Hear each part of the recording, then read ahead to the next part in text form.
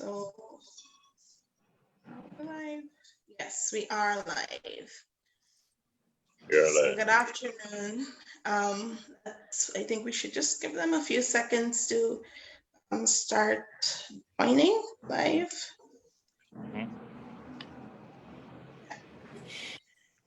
Okay, so let me try to share this.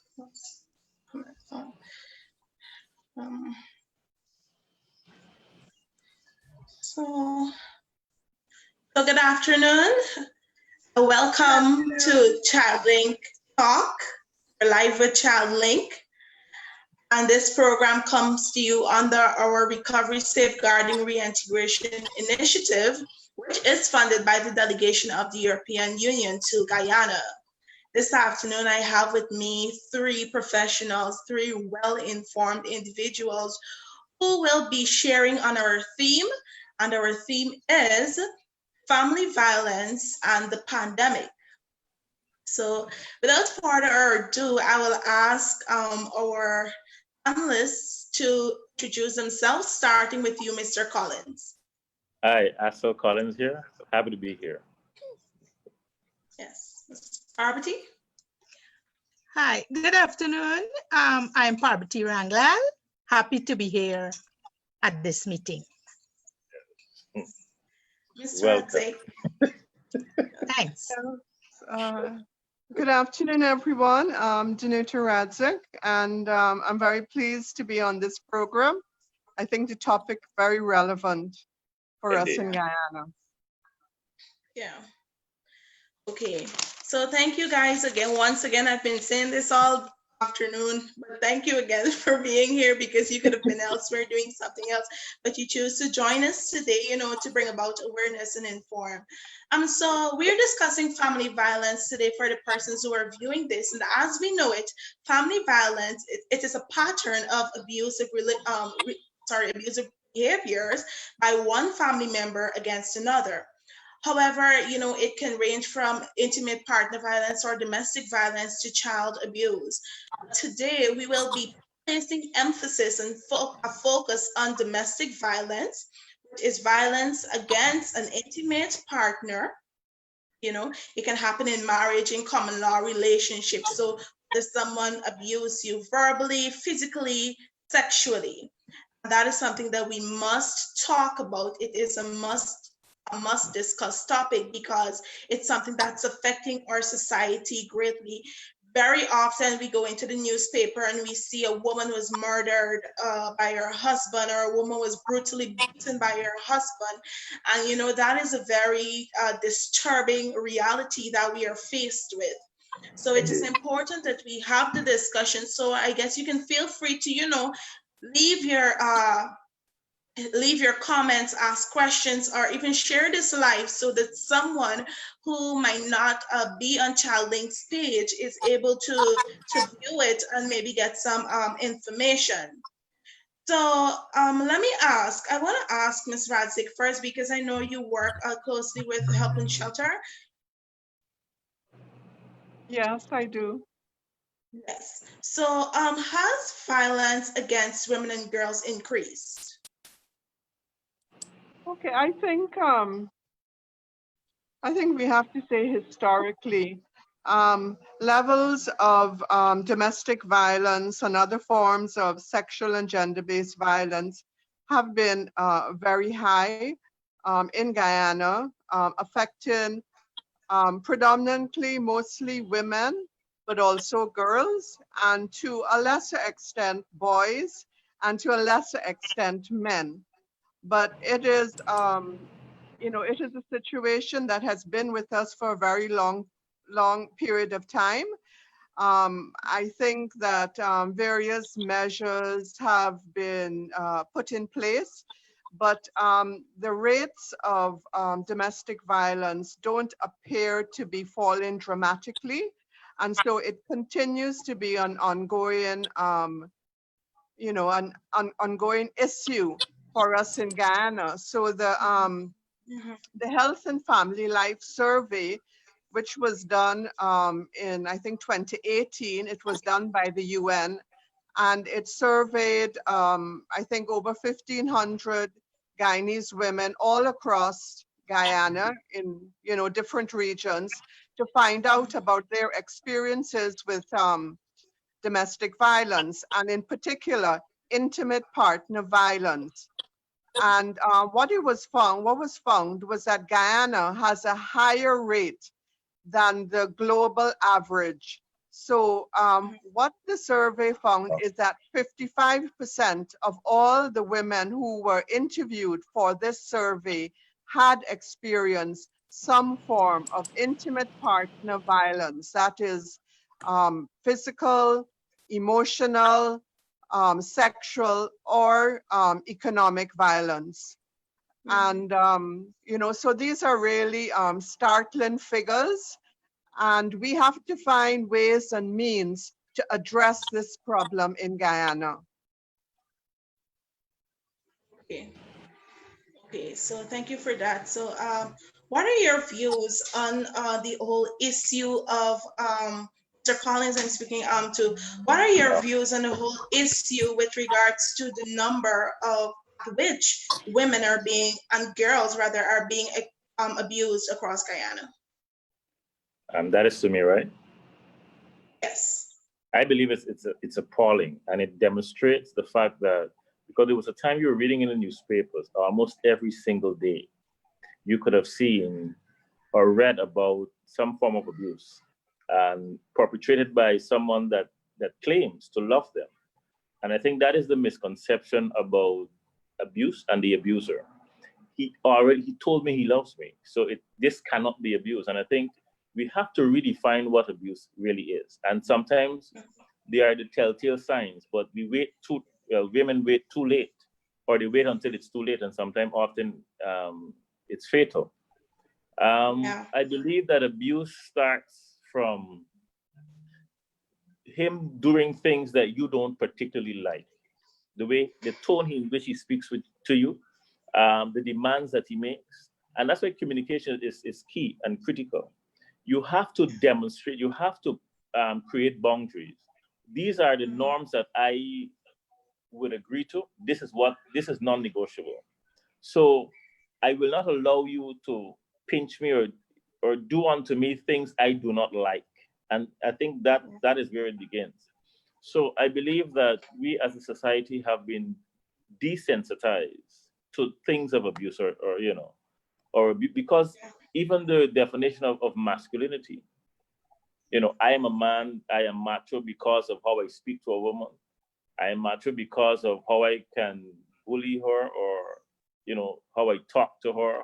So sometimes the way my philosophy in terms of how I engage with the opposite sex has to be looked at in a more in-depth manner. And this type of abuse happens way before the physical manifestation of a defective mind. So I believe we have to understand who we are, both male and female.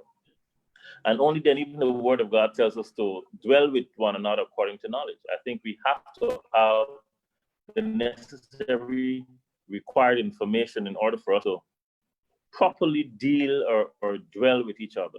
There's certain things, the elevation of my voice, there's so many things. Sometimes it's not even me speaking, it's my body language. Am I insultive? Am I dismissive? So there's certain things that a woman should have a voice and understand that she is valued and as a contributing partner in the relationship, but not just a receiver, a partner in the relationship. She has to reaffirm her place. But sometimes most men do not understand how what it means to engage a woman and what it really means to be a man. So sometimes his belief, because of the misinformation he was fed as a boy, as a child, he is just a boy masquerading as a man and have not necessarily matured into what it really means to be a man. And that really deals with how to honor a woman. How do you respect a woman? How do you treat her? And so sometimes abuse is way beyond physical, or, sometimes you're withholding resources that she needs can be abusive. The emotional, the psychological abuse. So the fact that there's so many that I'm has been wondering reported. if I can come in here too. Sure. I'm wondering if I could come in here too. because, you know, domestic violence has been with us for a very long time. And, you know, it is not just about behavior, but the root causes of domestic violence is about gender inequality and Exactly. gender discrimination, right? And unless we also tackle Correct. those problems, we are not going to be able to address gender-based violence and domestic violence in any kind of comprehensive way. People, many That's true. women and men and boys and girls are socialized in a certain kind of way. And that socialization Right. happens because of norms that are acceptable in our society as to how women and girls should Correct. behave and about how boys and men should behave based on stereotypical roles. And it is when those roles or those behaviors are being questioned that the violence occurs, because the root cause and the source of intimate partner violence or domestic violence is reasserting power and control over the abused person. That is the reason for the physical violence. That is the reason for the sexual violence, the economic violence, and the psychological and emotional violence. So I think it's really important for us to understand this, because if we don't understand the root causes, then we are not going to be able to address this structurally and socially, Mhm. economically, you know, and culturally. Yes. Mhm. Thank you so much for that, Ms. Radzik. So, Ms. Rangla, Ms. Parvati, I'm going to ask you, you work on a community level with women and girls and children by extension who are living the reality, who are in these situations. You know, you work with us in partnership at ChildLink through your community-based organization. So what are your views? Shaquita, specific to the COVID situation or a general basis? A general basis, sorry, yeah. Okay, to pick up, to add to what the other two colleagues just said, our society doesn't discuss violence, domestic violence, when you're getting into partnership. The red flags may always be there. It may be showing up, but we don't take time to stop and to observe those red flags and follow to see what it means. We get into the partnership and we spend time and we invest in the partnership.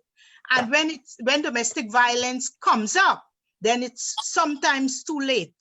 We have other binding powers that are keeping us in that relationship. However, in my capacity as a school and family counselor with ChildLink, what I've observed is every member that is exposed to family violence in the family, it has different effect on them. For example, and I want to say first about the men who are consuming alcohol. When these men consume alcohol and they come home, then is when they find all the faults. Then they find that children not doing what they're supposed to do, their mother not supervising them, they're not addressing their father accurately. And so violence is meted out to every member of the family. If mother and father is at loggerhead, children are very traumatized. They either hide somewhere or they leave that environment because they don't want to hear what is transpiring. So the effect of family violence it's a huge problem that we have to deal with. For the mothers who are drinking or consuming alcohol, on which we have many in today's society, many mothers are consuming alcohol And so they are neglecting their duties as mothers. And so the older children, the eldest and maybe the second and third, the pressure is on the children. They have to fend for themselves. They have to ensure that the food is cooked and this and that and everything is being taken care of. So violence, family violence has strong effect on every member of the family from my working experience.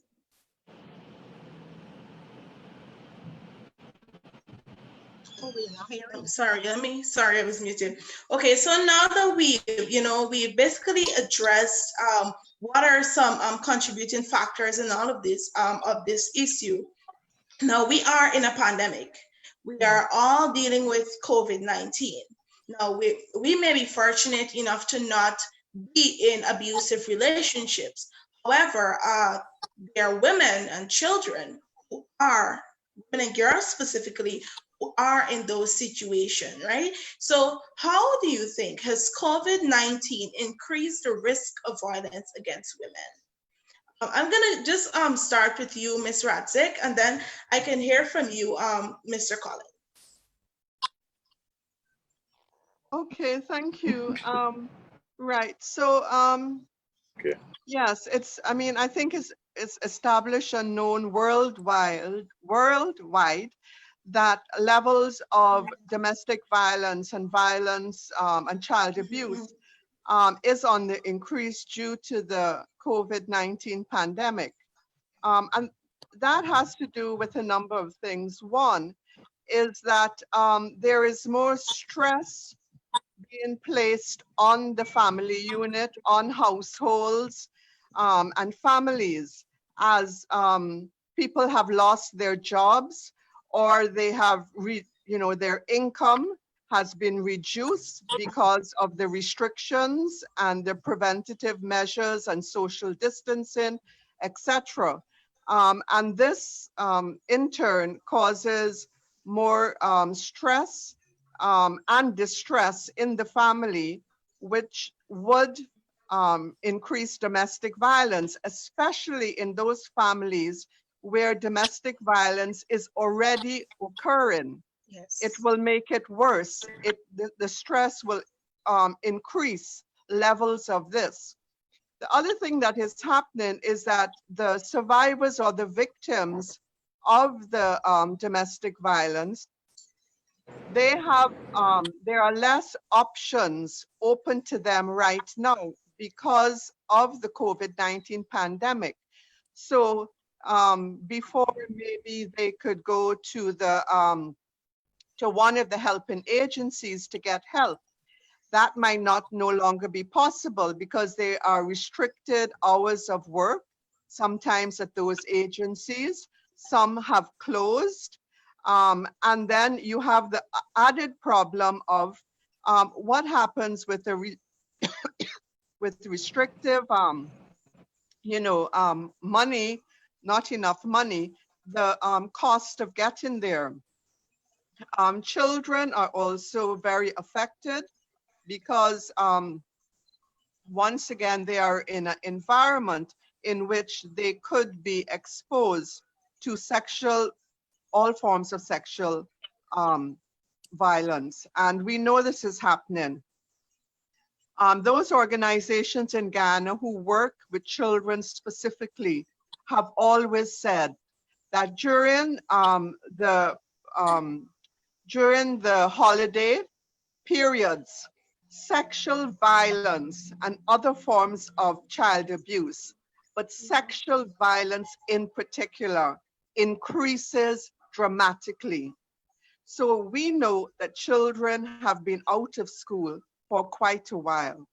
So we can imagine, I mean, if this is happening in normal circumstances during the holiday period, there's a spike in sexual violence of children. We have to assume that right now, that would be on the increase. And I think Child Care and Protection Agency have also said that they have been receiving increased reporting. My agency, we have been getting referrals to our shelter for abused women and their dependent children. We have hotlines. We are getting calls of persons who are abused. And our service, our crisis center is open. And people have also been going in there to get help and assistance for different forms of domestic violence and gender-based violence. So yes, so there's a lot of the restrictions that are in place, the loss of services, the loss of community, because once again, your support systems, people who are being abused, the support systems are restricted now. The community support systems are also restricted.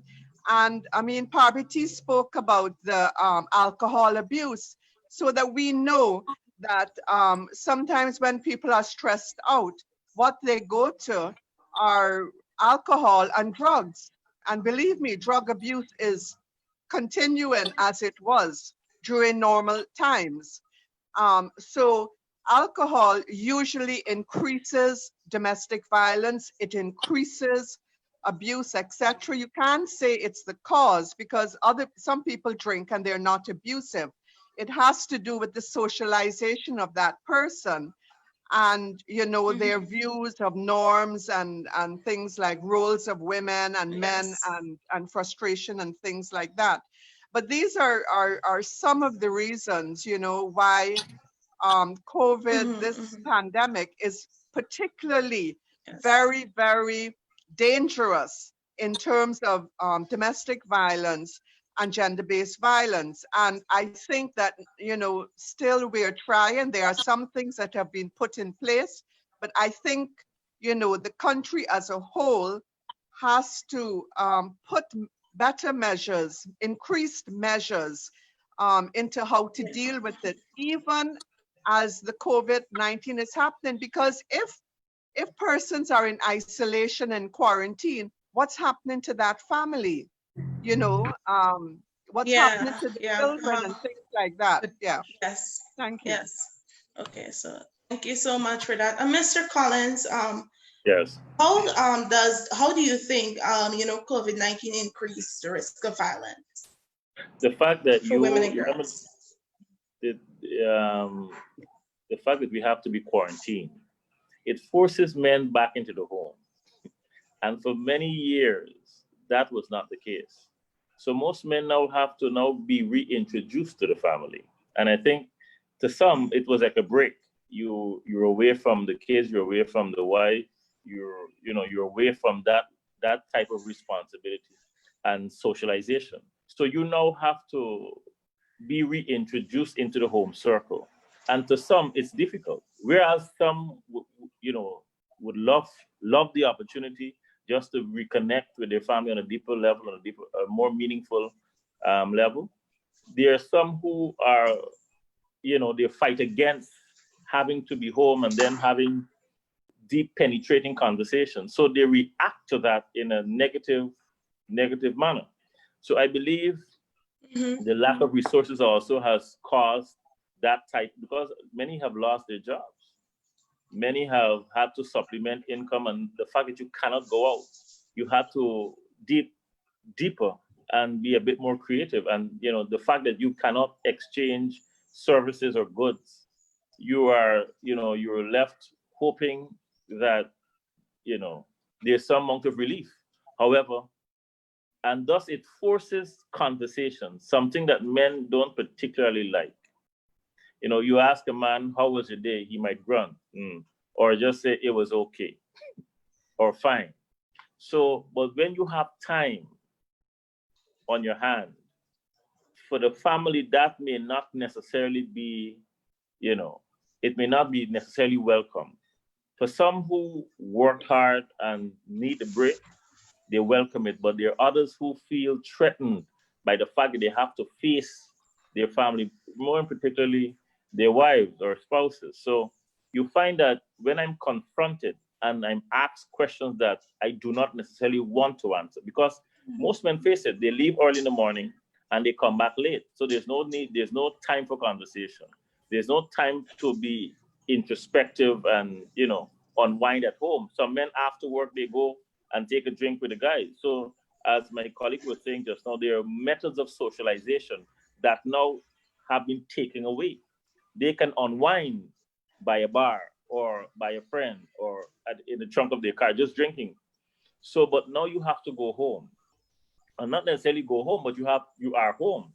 So, how do you now deal? How do you find the language? How do you find the information that you're being confronted with? How do you answer? How do you operate?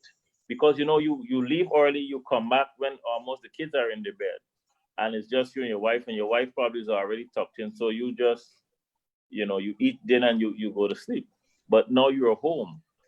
How do you now deal with your family, whom you claim to love and you're providing for? Some men, their language, everybody have a love language, and their language is to work hard and Yes. provide.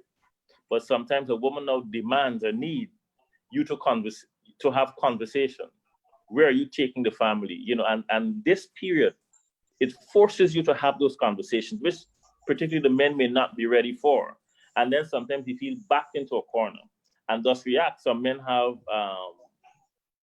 extramarital relationships. So now they're unable to cater to those relationships, and that too creates some amount of tension, and they lash out.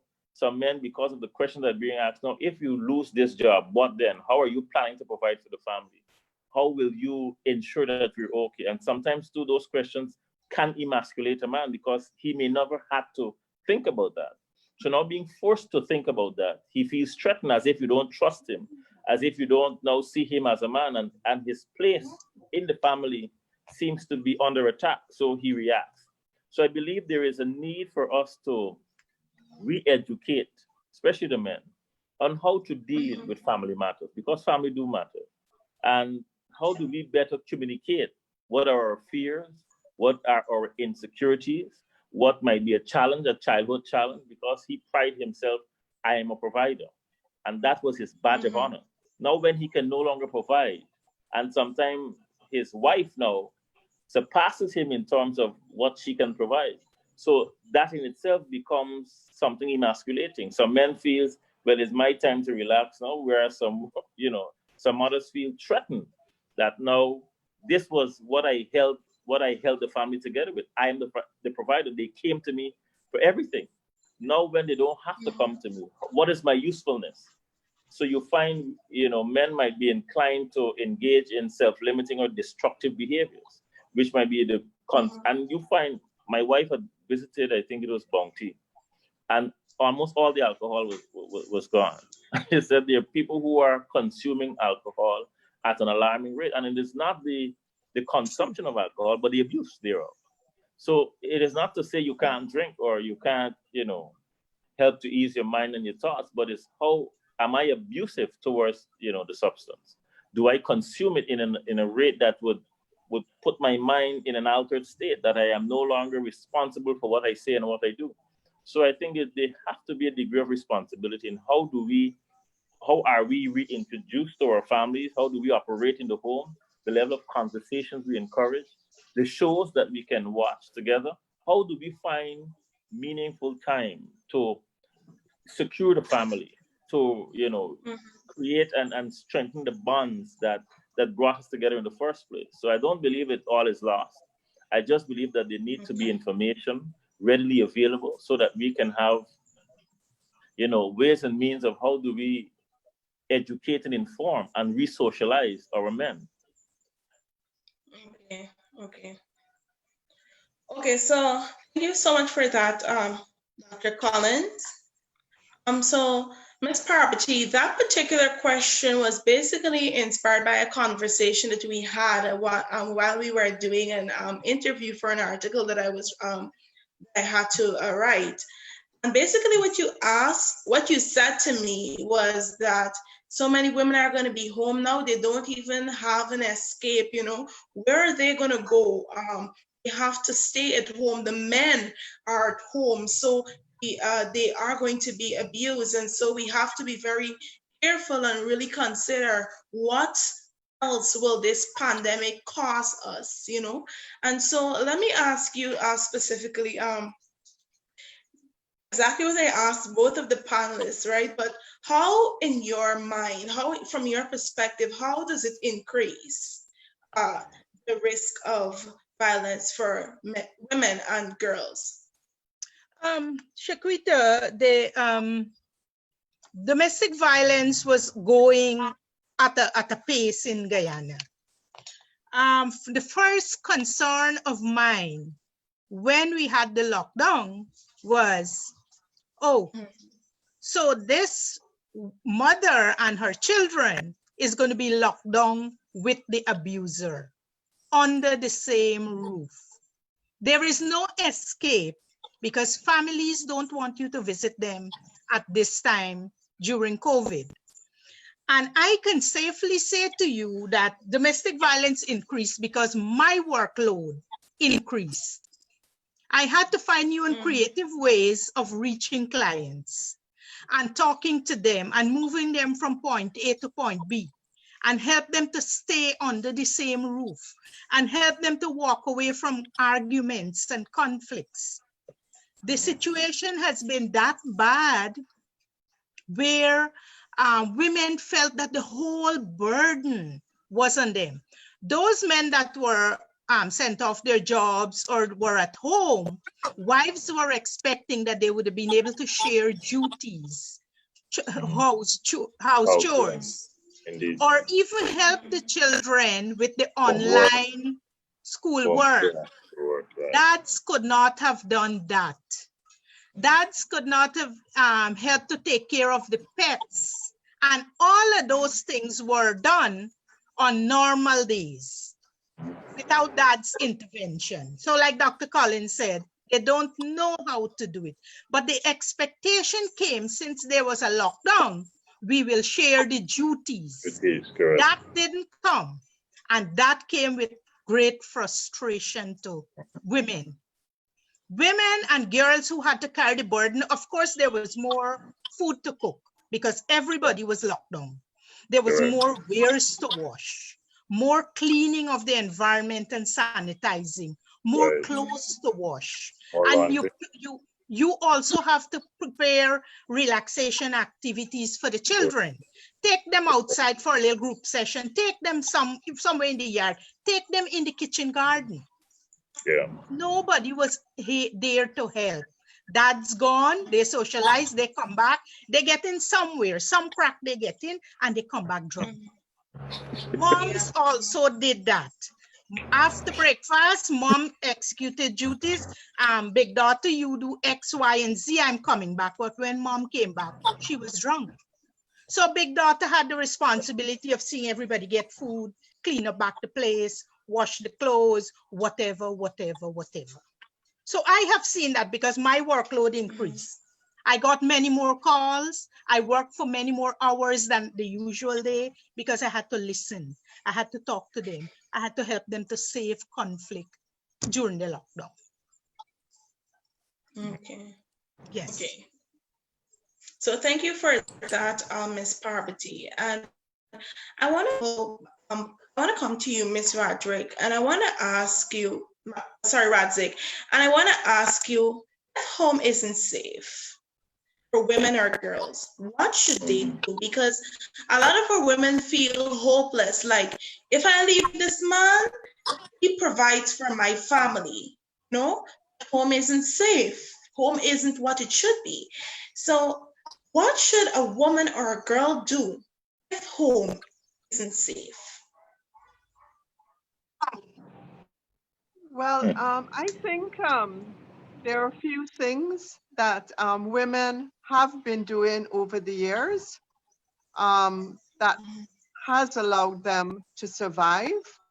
And I think, very often, I don't think we have a full understanding of all the ways in which women have survived domestic violence in the home.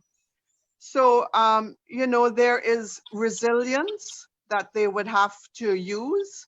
Some of the things that Parvati spoke about in relation to the work that she has been doing. And it's also the work that we do, because in not every situation does a person who is being abused want to leave or can leave, etc. So the other thing that is possible, could be possible, is by recognizing and knowing the violence, and they know this well, what triggers it, when it happens. Maybe it's when they come home drunk or at what time, etc. And to try and avoid that. I mean, there are, safety rules and safety instructions, um, and safety tips, which are shared with women in relation to their safety. Sometimes we don't like to share this, because we also have to think about the safety of women, because you never know who is listening to the program. But they are those. So persons who are reaching out, and that might be a hotline, a helpline, someone in the community who's known to be an advocate, and to help persons with issues of violence. Those would be key people for them to reach out to. Um, there are also some services like shelters. So if they need to leave the home with their children, there are a few shelters available. For example, our shelter, however, we are almost to full capacity, because we've had a number of referrals already, and we take women and their children. And I mean, over the years, looking at our data and the number of persons who have used our service, many abused women who make the choice to go to a shelter because they're at great risk. It's usually people who are at great risk. Very often they have quite a few children, 3 or more children. So we have to understand that. And when we think about violence and women who are experiencing violence, that is a real challenge. It is not only the woman, and sometimes when she feels that she can't leave, or the reasons why she would stay sometimes has to do because of the children. Where would she go for safety with 3 and 4 children? And that can sometimes be a very difficult thing. So like one of the measures that we have to think about in Guyana is like more emergency shelters for women and children who are being abused. But we also have to think about, other things like using the laws. For example, the Domestic Violence Act. Because and it is a fairly simple process, and we have to thank the Chief Justice and the Chancellor and those judicial officers who are women in Guyana, who have really done a great job in offering more support through the judicial system for women who are abused, and everyone and other people who are abused, including the children. So, for example, even with the COVID pandemic that's going on in Guyana, the courts are hearing limited cases, but Domestic Violence Act cases are being given a priority, and they will be heard in almost all the jurisdictions. So women can apply for a domestic violence protection order. And that will require, or can require, the abusive person to leave the home. And if they have nowhere to go, then they can go into, custody or jail, etc. Or maybe they have other means, other places to go to. But it means that, it's a recourse, which doesn't mean that it is always the women and the children who have to leave, especially in situations where we don't have a lot of shelters. And right now with the COVID, who can take on a woman and a family of 3 right now? That is extremely difficult because people think about if there's an infection and stuff like that. So it makes it that much harder. So that is another possibility. You can get counseling, which sometimes can work. There are some men who might be abusive, but who might be open to counseling to help them be able to, work through what are the issues that are Mhm. leading to abusive behaviors in their home. And, we have always advocated um, for programs for men who are abusive because this behavior can change. And men don't wake up one day, full grown men, adult men don't wake up one day and become abusive. This is learned True. behavior. This is socialization. These are norms and stereotypes of what men's role and women's roles are in society. And we have to tackle that. We have to challenge these things because they are leading to misery of families, too many families and children growing up in homes where instead of seeing positive parenting, positive values, love and support, they are being exposed to so much violence, and those children are very badly affected, right? So we have to look at, ways in which, all the ways in which, we can help women. If there was more affordable and available housing for Yeah. women who are victims of violence to go to, that is another alternative. But we have to put these measures in place. And the community support, I think we can really put our heads together in this COVID pandemic time and think about how community efforts also can help. Even if it means that you call the police because a domestic violence situation is happening. Not that you go and intervene because that can be very dangerous for you. So you have to know, but being a good neighbor, trying to help, trying to see what support you can give for families who are going through these things. So I just stop there.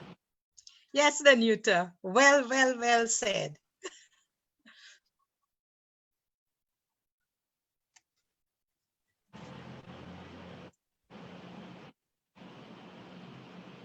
Hello? We're now hearing. Who's next? Ms. Thomas? Shaquita, we're not hearing you. We're not hearing. Oh, I'm sorry. I'm so sorry. I was muted. Oh, Okay, good. so Mr. Collins, I don't want it to seem as though I'm attacking men or attacking you as a male, right? But something that Ms. Radzik mentioned is that the women are socialized in how they view masculinity and how they view abuse, and this is something that I even heard you made mention of while you were answering a previous question. But why Yeah. is it that you think men resort to violence? I don't think it's an attack. I believe we need to literally, because you see, our boys who have, and most of it, I came back from South Africa, I used to go a lot to NOC, the New Opportunity Corps. And many of the Mhm. boys that were in there did not have a father in the house. And that disease in our society, that sickness of the absentee father or the irresponsible man, the way I would put it, is it has to change. Where we don't have enough models of masculinity or positive reinforced role models.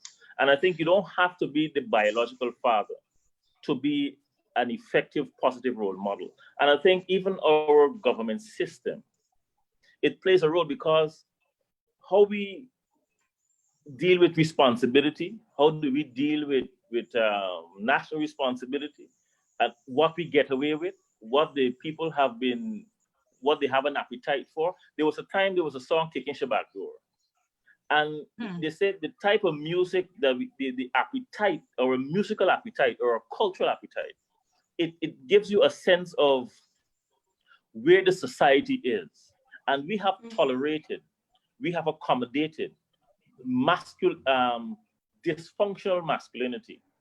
And I believe the time is now for it to be a conversation piece, and not just a conversation, but actionable, because we have the data that backs what these negative reinforcement, the blight it has caused on our society. So I don't take it as an attack on men, but I believe that we have not had positive reinforced role models.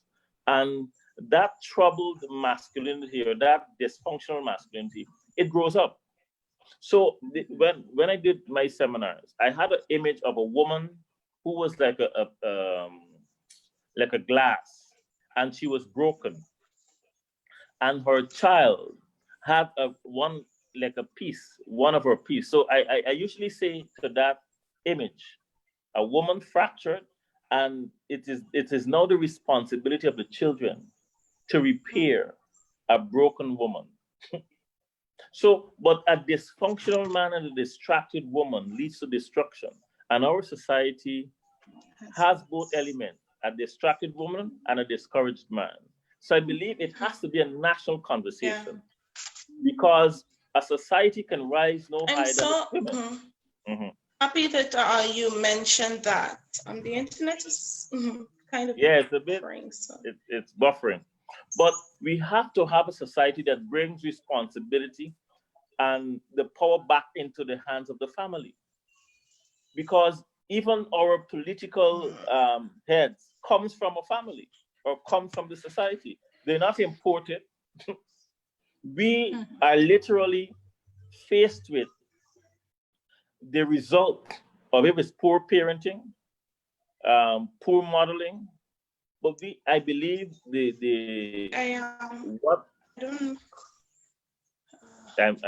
buffering again. I believe we have to have a collective responsibility.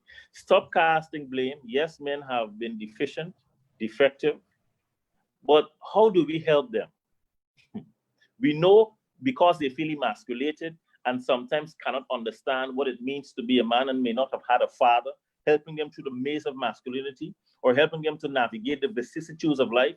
How do we know, in spite of that, or as a result of that, how do we have programs? Because sometimes it takes a woman to raise a man. Even though the father or dad is destiny, sometimes it needs to be a collective effort. And I think this very divorce the youth and the elderly. We coming up thinking that we know it all. I think there have to be some type of a delicate dance between the two age groups, where there is a collective as well as a collaborative effort, where the wisdom of the old pollinates the vision and the vibrancy of the young. There have to be some type of cross-pollination between the two, because my foreparents, even though they may not have had the level of information and education, there are certain core principles that they were given that worked. And I think if something works, don't if it's not broken, don't fix it. But we can better, because better matters. So I believe as a society now we've come to the crossroads where we have to have a more collaborative effort, not only with government and civil society, but how do we, with the genders, my colleague talked about how does the gender cross-pollinate, not sexually, but what are the skill sets? Because sometimes women read more than men. How does a man humble himself enough to be taught, by his wife, or a woman in particular? Because some men have resisted information. That's why there's, even within the church, they said a woman can't be a pastor. So how do we re-engineer our mind? How do we have a different mentality towards information on the whole? So I believe as a man, I would like to apologize first and foremost to the many men that has been abusive and have been displaced and have come out of alignment with their role as men in society, because the man literally is the foundation. If you look at any building and the windows are broken and the roof is leaking, they wouldn't condemn the building. But if there's a crack in the foundation, the building is condemned. And I believe that our men needs to be repaired and replaced, repositioned. So I think that women who have the information, wherever the information is, how do we now as a nation, as a people, how do we cultivate a coming together where we can cross-pollinate and disseminate the information that is required to save us? Because we simply cannot go into the next generation, the next phase of Guyana, in this state and in this manner. We are almost as a diseased people, where our mind is so defective that we cannot, we know we need help, but would not accept it because of where it is coming from. So I believe that we have to repent, humble ourselves, and receive the information that we need. So I don't take it as an attack on men, but a realization that we have been displaced and we have to reclaim our rightful place. However, how do we accept and access the help that to me is readily available? If you listen to my able colleagues, the information is there. But how is it disseminated? How do we make it palatable so that they don't feel threatened or their masculinity is not in danger, that they can accept the help to better themselves? Yeah. And I'm so happy that you mentioned absentee father and these things. Sorry, I kind of went offline for a moment. There just now, my internet is acting up. But something I'm not sure if you made mention of it, but there are some fathers who are present but not in a positive light, who aren't the best role models. Call them dysfunctional fathers. Yes, the dysfunctional fathers, yes. So the sons believe that in order to, love a woman, or in order to be a family man and a father, you must dominate and be aggressive. Yes. And that way is the only way you're going to earn respect from your wife and from your children and from your community at large. Yes. So I'm so happy that you made mention of those things, because I hope that the persons viewing this realize that domestic violence or intimate partner violence isn't a private matter, but it's something that's public, because it affects us all. We might not necessarily be in the, yes. You go ahead, Mr. Collins. And one thing I want to reiterate, because most women feel that they are responsible for domestic violence. There was a time whereby they said because of how they dress, how they socialize, it's inviting for abuse and disrespect. I want to reiterate that no woman is responsible for domestic violence. You are not responsible for domestic violence, for any form of violence. I think it's an inner or an inward defect that manifests not on the victim, but the perpetrator. And I think that has to be clear, whereby we understand where the blame needs to be laid. And we have to go beyond blaming. But how do we get help? Because, if I am defective and I'm not progressing, that is a sign of lunacy. If I am doing the same thing and not getting the results I require, but I continue, my wife is not as loving, but I beat and I abuse and I berate her, or I use words to hurt. I withhold resources that I've already agreed that this is going to be your portion to manage the home. I now take that and I drink it. I act irresponsible with the family, but yet still I expect her to deliver her side of the bargain when I am not willing to deliver my side. So I believe there needs to be shared responsibility, and helping us to understand that the family is the bedrock, is the foundation for the society. So when you have a defective society, we have to look back to the family. And now I believe when the kids are home, the parents have a greater appreciation for teachers, because they were literally rehousing their kids, and it was, you'd be surprised how many back chats and how these kids can get under your skin. So I think going back after the COVID period the quarantine, I think they need to be, teachers probably need to be, they need to be an increase in wages, but there is a greater profound respect for the calling that is a teacher, because it is not Yes. easy. Most parents are frustrated because they cannot Yeah. communicate with their kids. They cannot teach, they cannot. So I believe that this pandemic has exposed the facade. How do we better parent? How do we better Yeah. deal and manage our role as husband and wives in the home?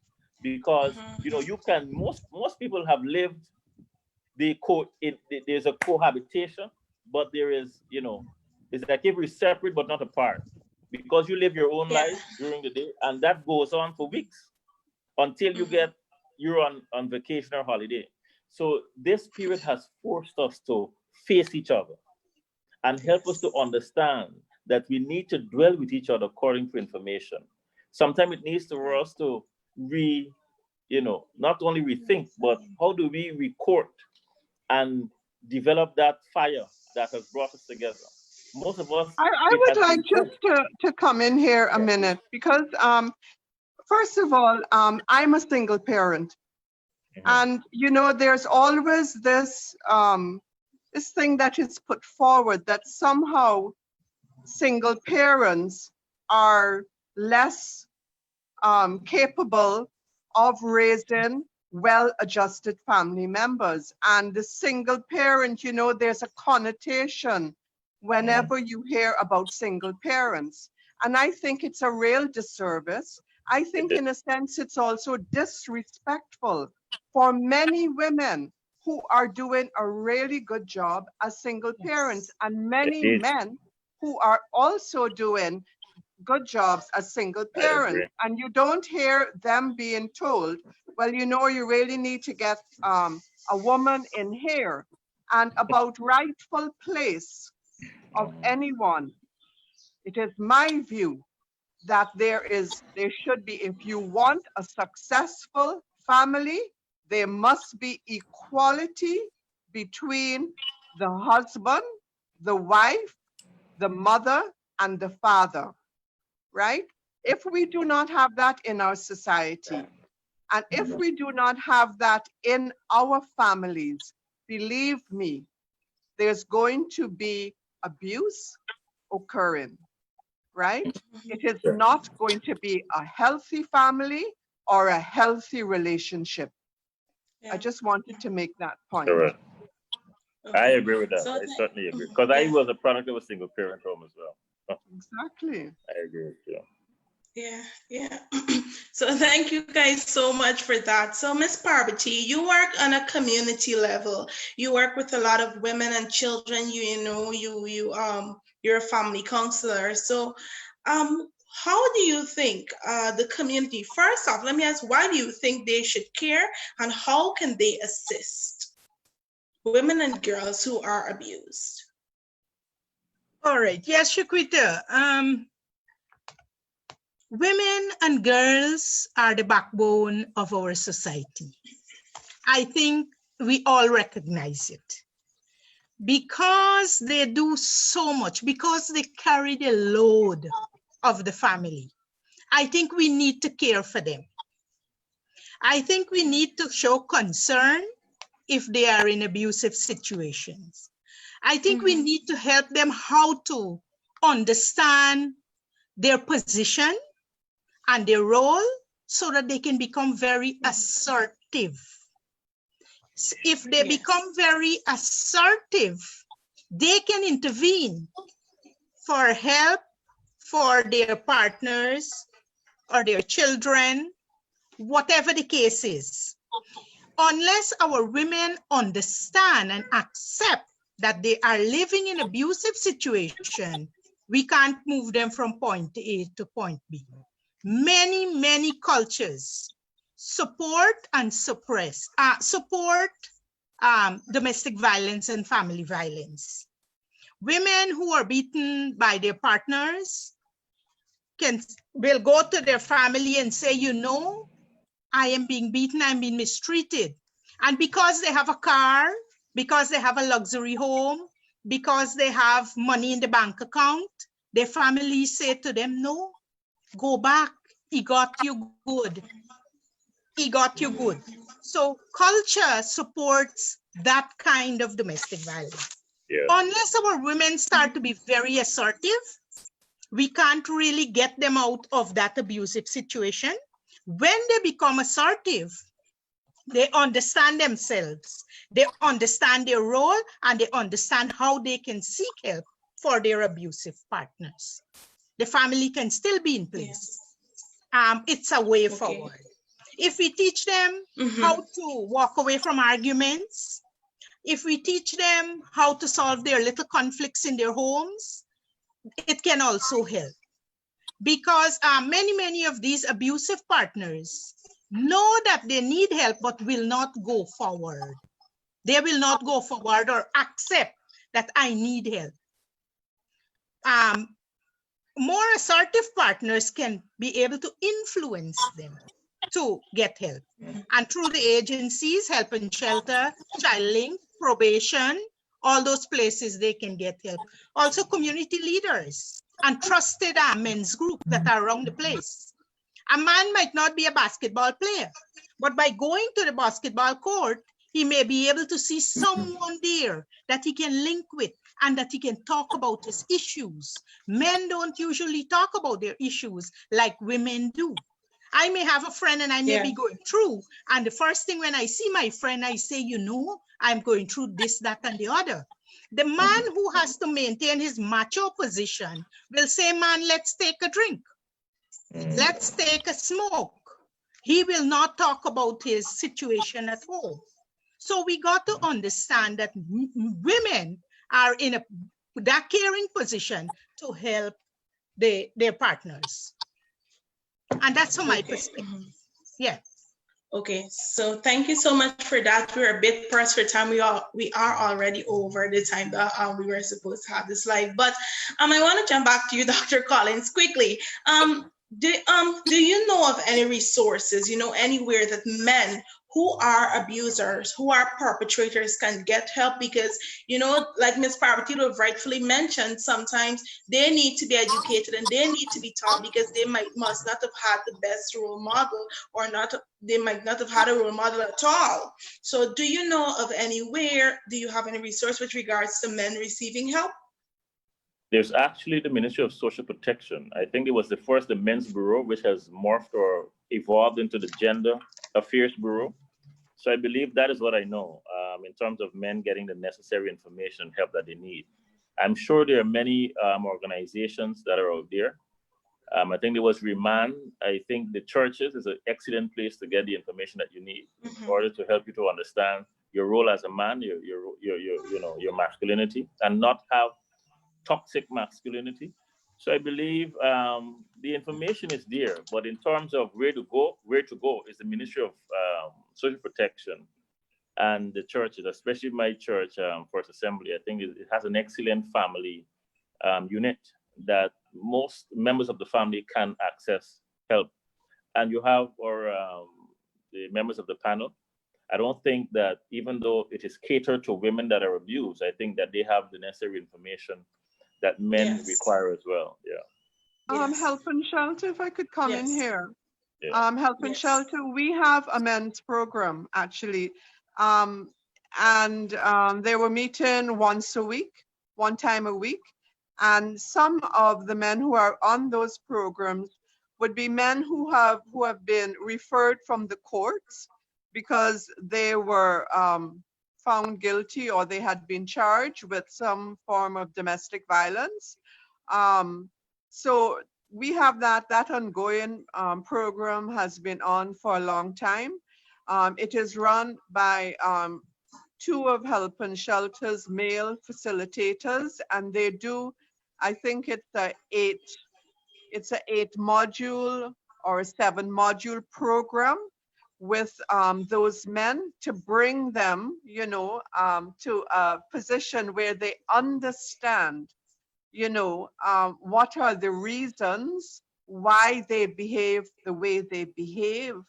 And something that Parvati said is that the first step on the way to stop being abusive is is recognizing that you are abusive. Just like the first step to stop being alcoholic is recognizing you're an alcoholic or you're a drug addict. And until you able to say, yes, I am at fault, whatever, then you really can't get the help. So I know a lot of men criticize many things and say everything is for women and they don't get the attention, etc. But we also need more men in our society to speak out about these things and to show a different model and, you know, a different way of, you know, being a man and masculinity, as Dr. Collins has said. Yeah. And you know, to confirm what you just said, you see, abuse is not just physical. And to me, ignorance of purpose leads to inevitable abuse. If you do not know the purpose of anything, you will inevitably abuse it. And I think that goes to us. And we haven't spoken about self-inflicted abuse, whereby I do not know my purpose, so I abuse myself by the things I do. That, you know, if I have to live a certain way because of my purpose and vision, and I indulge in activities that will limit or that will impede me achieving my purpose and goal in life, then I have become abusive to myself. And if I don't love me, the word of God says, love your neighbor with the same degree, the same measure as you love yourself. If I don't love me, and it starts with me, if I don't love me, I don't understand who I am, anybody that comes around me is in danger. So I believe we have to address the abuse that occurs personally. How do I abuse myself? Because if I can't treat me, how am I to treat you? Yeah, I agree 100% with that. Self. Yes. It starts with self. We good. must know our purpose. We must know why we're here. Yes. And not be generational thieves and steal from the grave the richness of who we are. I know you're out of time. Thank you, Allow me to guys. say this one thing more. In the communities, at the community level, there are basketball clubs, there are cricket clubs, there are other clubs. Men who are having difficulty, if they find themselves there, many of these clubs have life coaches who are males, who they see as good role models. Role models, correct. So men who have difficulties and they talk to me, I usually point them at those places.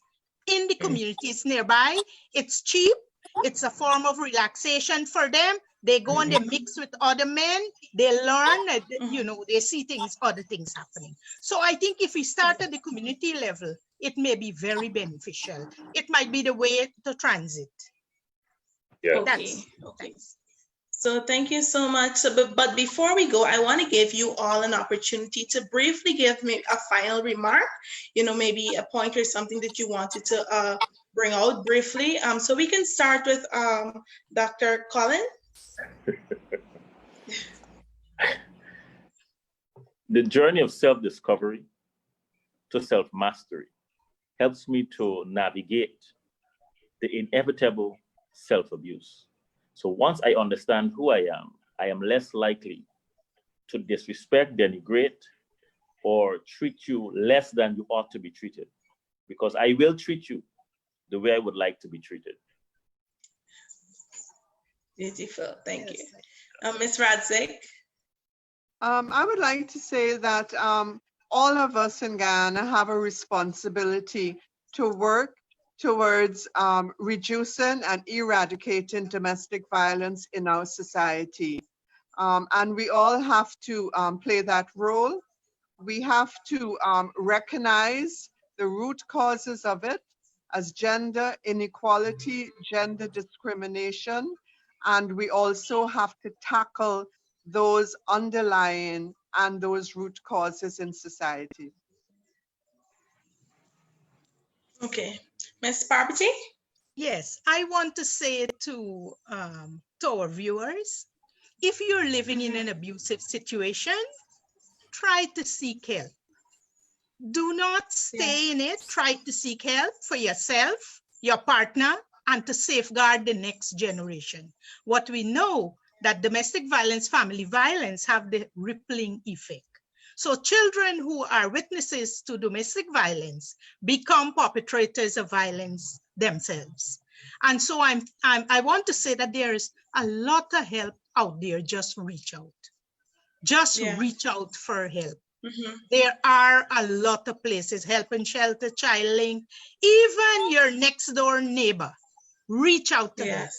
Help will reach you if you call for help. So there is help out there. Just reach out. Thank you. Yes. Yes. So thank you. So I'm gonna just briefly want to make mention of something that I saw in the comment section. It was a comment by one of her followers, Eve. Eve. She said that this is a time to slow it down. What's the speed? Let's take this time to learn about life. Maybe this will help you to understand the fundamentals of life. So thank you for that. And, thank you to everyone else who would have, left a comment and maybe would have asked something or said something. So remember that we all have a duty to report any form of violence, whether against women, children, or men, any form of violence. Remember that we must be our brothers and sisters keepers. So thank you for staying tuned. This program was brought to you under our Recovery, Safeguarding, Reintegration Initiative, which is funded by the delegation of the European Union to Guyana. Once again, thanks to my panel and my panelists. I really enjoyed Welcome. this program. Thank you for Bye. having me. Thank you. Welcome. Thank you. Bye. Then it is so good to hear you again, Dr. Collins. Yeah, I'm here. I heard you for the first time. See you. I heard you for the first time.